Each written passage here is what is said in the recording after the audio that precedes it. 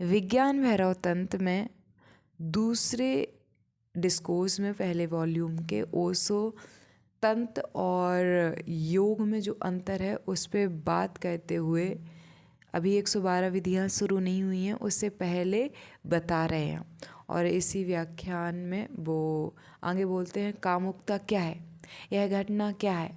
हम इससे परिचित नहीं हैं। हम कामुकता के बारे में बहुत कुछ जानते हैं जो दूसरों ने हमें सिखाया है। हमने शायद कामुकता का अनुभव किया हो, लेकिन अपराध बोध से भरे मन से, दमनकारी रवैये से, जल्दबाजी में, गड़बड़ी में। बोझ से मुक्त होने के लिए कुछ करना होगा। कामुकता प्रेमपूर्ण क्रिया नहीं है। आप इसमें आनंदित नहीं होते, लेकिन आप इसे छोड़ भी नहीं सकते। जितना अधिक आप इसे छोड़ने का प्रयास करते हैं, उतना ही यह आकर्षक हो जाता है। जितना अधिक आप इसे नकारना चाहते हैं, उतना ही यह आपको आकर्षित करता है। आप इसे नकार नहीं सकते, लेकिन नकारने, नष्ट करने का यह रवैया उस मन, उस चेतना, उस संवेदनशीलता को ही नष्ट कर देता है जो उसे समझ सकती है। इसलिए कामुकता बिना संवेदनशीलता के चलती रहती है। तब आप इसे समझ नहीं सकते। केवल गहरी संवेदनशीलता ही किसी भी चीज़ को समझ सकती है। केवल एक गहरी भावना, उसमें गहराई से उतरना ही किसी भी चीज़ को समझ सकता है। आप कामुकता को तभी समझ सकते हैं जब आप इसमें उसी तरह उतरें जैसे एक कवि फूलों के बीच उतरता है। केवल तभी। यदि आप फूलों के प्रति अपराध बोध महसूस करें तो आप बगीचे से गुजर सकते हैं, लेकिन आप आंखें बंद करके गुजरेंगे और आप जल्दबाजी में होंगे, एक गहरी पागल जल्दबाजी में। किसी भी तरह आपको बगीचे से बाहर निकलना होगा, तब आप कैसे जागरूक हो सकते हैं।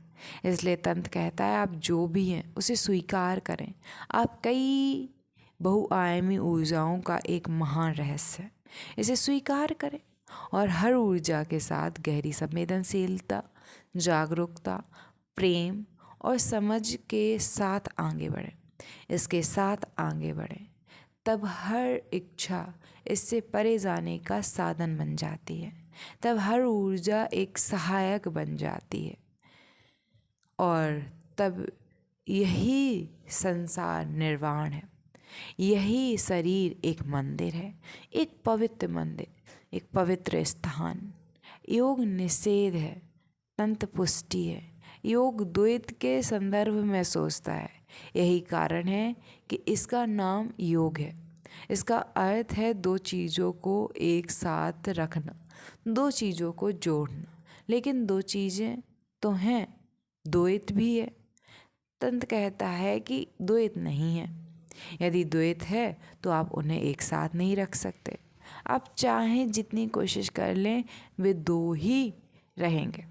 चाहे उन्हें एक साथ रखा जाए, दो ही रहेंगे।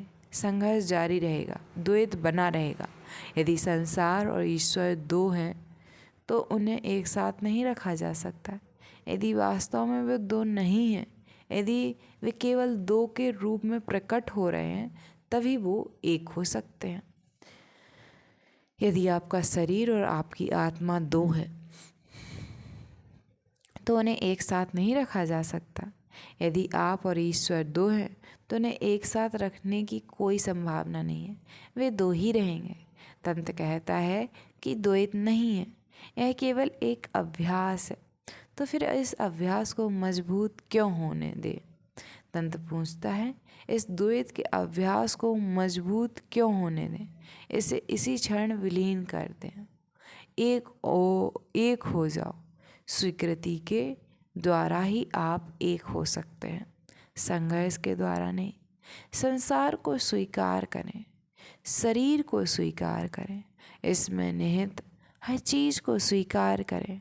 अपने भीतर कोई भिन्न केंद्र न बनाएं, क्योंकि तंत्र के अनुसार वह भिन्न केंद्र अहंकार के सिवा कुछ नहीं है।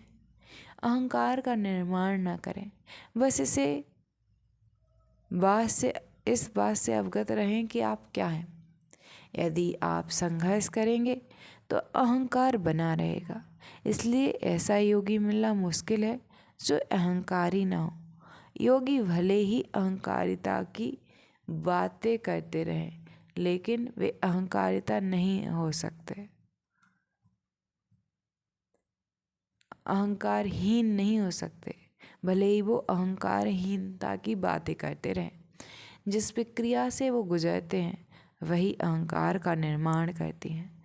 संघर्ष ही वह प्रक्रिया है। यदि आप संघर्ष करेंगे तो अहंकार अवश्य उत्पन्न होगा, और जितना अधिक आप संघर्ष करेंगे अहंकार उतना ही मजबूत होगा। और यदि आप अपने संघर्ष में जीत हासिल कर लेंगे तो आप परम अहंकार को प्राप्त कर लेंगे। तंत्र कहता है संघर्ष मत करो। यह अहंकार की कोई गुंजाइश नहीं। अगर हम तंत्र को समझें तो कई समस्याएं आएंगी, क्योंकि हमारे लिए संघर्ष ना होने पर केवल भोग ही रह जाता है। संघर्ष ना होने पर हमारे लिए भोग का अर्थ है, तब हम भयभीत हो जाते हैं। हमने कई जन्मों तक भोग किया है और कुछ भी हासिल नहीं किया है, लेकिन तंत्र के लिए हमारा भोग नहीं है। तंत्र कहता है भोग करो लेकिन जागरूक रहो। तुम क्रोधित हो, तंत्र यह नहीं कहेगा कि क्रोधित मत हो। तंत्र कहेगा कि तुम मन से क्रोधित हो लेकिन जागरूक रहो।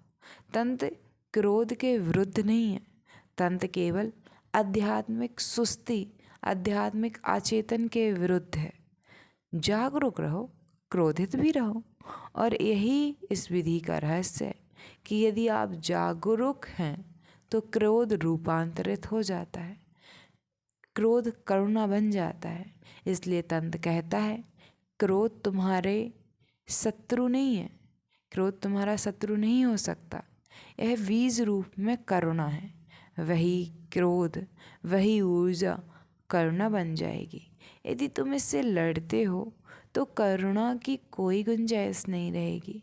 इसलिए यदि तुम लड़ने में, दमन करने में सफल हो जाते हो, जो कि असंभव है, तो कामुकता भी नहीं होगी, लेकिन प्रेम भी नहीं होगा, क्योंकि कामुकता के समाप्त होने से प्रेम में विकास होने की ऊर्जा नहीं रहती। इसलिए आप कामुकता से रहित तो होंगे ही, साथ ही प्रेम से भी रहित होंगे, और तब सारा अर्थ ही खो जाता है। क्योंकि प्रेम के बिना दिव्यता नहीं, प्रेम के बिना मुक्ति नहीं, और प्रेम के बिना स्वतंत्रता भी नहीं। तंत्र कहता है कि इन्हीं ऊर्जाओं को रूपांतरित करना है। इसे इस प्रकार कहा जा सकता है कि यदि संसार के विरुद्ध है, यदि आप संसार के विरुद्ध हैं तो निर्वाण नहीं, क्योंकि इस संसार को ही निर्वाण में रूपांतरित करना है। तब आप उन मूलभूत ऊर्जाओं के विरुद्ध हैं जो स्रोत हैं। इसलिए तांत्रिक रसायन कहता है संघर्ष मत करो। तुम्हें दी गई सभी ऊर्जाओं के साथ मित्रता रखो, उनका स्वागत करो। क्रोध, कामुकता और लोभ के लिए आभारी रहो।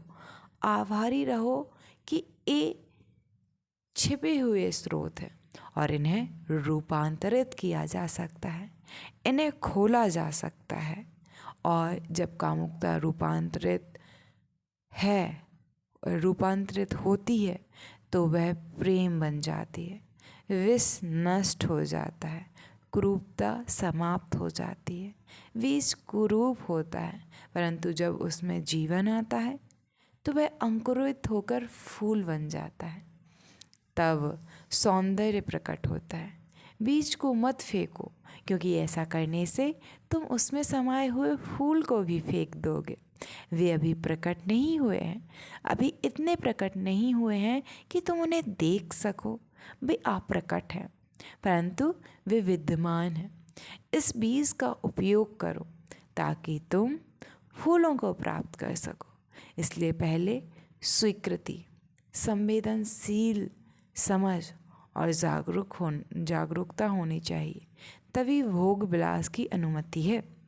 एक और बात जो वाकई बहुत विचित्र है, लेकिन तंत्र की सबसे गहरी खोजों में से एक है, वह यह है कि आप जिसे भी अपना शत्रु मानते हैं, जैसे लोभ, क्रोध, घृणा, काम वासना, कुछ भी, आपका यह रवैया कि वे शत्रु हैं उन्हें आपका शत्रु बना देते हैं।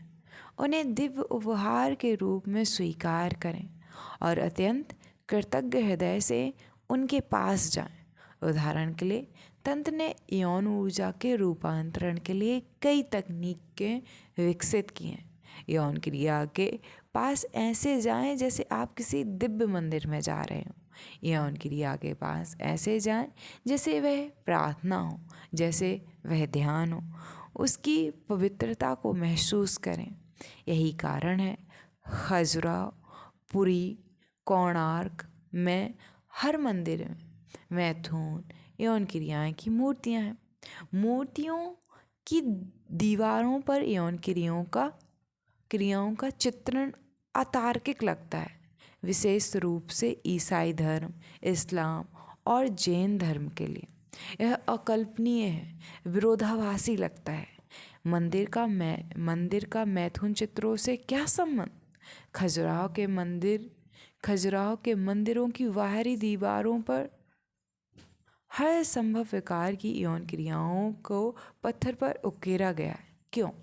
कम से कम हमारे मन में तो यही है कि मंदिर में इसकी कोई जगह नहीं होनी चाहिए। ईसाई धर्म के लिए किसी गिरजाघर की दीवार पर खजुराहो के चित्र होना असंभव है, नामुमकिन। आधुनिक हिंदू भी अपराध महसूस करते हैं क्योंकि उनका मन ईसाई धर्म से प्रभावित है। वे हिंदू ईसाई हैं और वे और भी बुरे हैं, क्योंकि ईसाई होना तो अच्छा है लेकिन हिंदू ईसाई होना अजीब है। वे अपराध महसूस करते हैं। एक हिंदू नेता पुरुषोत्तम दास टंडन ने तो यहाँ तक कह दिया कि इन मंदिरों को नष्ट कर देना चाहिए, कि ये हमारे नहीं हैं। सचमुच ऐसा लगता है कि ये हमारे नहीं हैं, क्योंकि तंत्र सदियों से, लंबे समय से हमारे हृदय में नहीं रहा है। यह मुख्य धारा नहीं रही है। योग मुख्य धारा रहा है और योग के लिए खजुराहो की कल्पना करना असंभव है। इसे नष्ट कर देना चाहिए। तंत्र कहता है यौन क्रिया को ऐसे करो जैसे किसी पवित्र मंदिर में प्रवेश कर रहे हो। इसलिए उन्होंने अपने पवित्र मंदिरों पर यौन क्रियाओं के चित्र बनाए। उन्होंने कहा है यौन क्रिया को ऐसे करो जैसे पवित्र मंदिर में प्रवेश कर रहे हो। इसलिए जब आप किसी मंदिर में प्रवेश करते हैं तो कामुकता का वहाँ होना आवश्यक है, ताकि ये दोनों आपके मन में जुड़ जाएं, एक हो जाएं। तब आप अनुभव कर सकते हैं कि संसार और ईश्वर दो विपरीत तत्व नहीं हैं, बल्कि एक है। वे परस्पर विरोधी नहीं हैं, बल्कि एक दूसरे के विपरीत ध्रुव है जो एक दूसरे की सहायता करते हैं। वे केवल इसी ध्रुवीकरण के कारण अस्तित्व में रह सकते हैं। यदि यह ध्रुवीकरण खो जाए तो पूरा संसार खो जाएगा। इसलिए हर चीज़ में व्याप्त गहरे एकत्व को देखें। केवल विपरीत ध्रुवों को ना देखें, बल्कि उस आंतरिक प्रवाह को देखें जो उन्हें एक बनाता है। तंत्र के लिए सब कुछ पवित्र है। इसे याद रखें, तंत्र के लिए सब कुछ पवित्र है, कुछ भी अपवित्र नहीं है। इसे इस तरह देखें, एक नास्तिक व्यक्ति के लिए सब कुछ अपवित्र है, तथा कथित धार्मिक व्यक्तियों के लिए कुछ पवित्र है और कुछ अपवित्र है। तंत्र के लिए सब कुछ पवित्र है। कुछ दिन पहले एक ईसाई मिशनरी मेरे साथ था। उसने कहा ईश्वर ने संसार की रचना की। तो मैंने उससे पूछा पाप की रचना किसने की? उसने कहा शैतान ने। फिर मैंने उससे पूछा शैतान को किसने बनाया? तब वे असमंजस में पड़ गए। उन्होंने कहा बेशक ईश्वर ने शैतान को बनाया। शैतान पाप को बनाता है और ईश्वर शैतान को बनाता है। तो असली पापी कौन, शैतान या ईश्वर? लेकिन द्वैतवादी धारणा हमेशा ऐसी वेतुकी बातों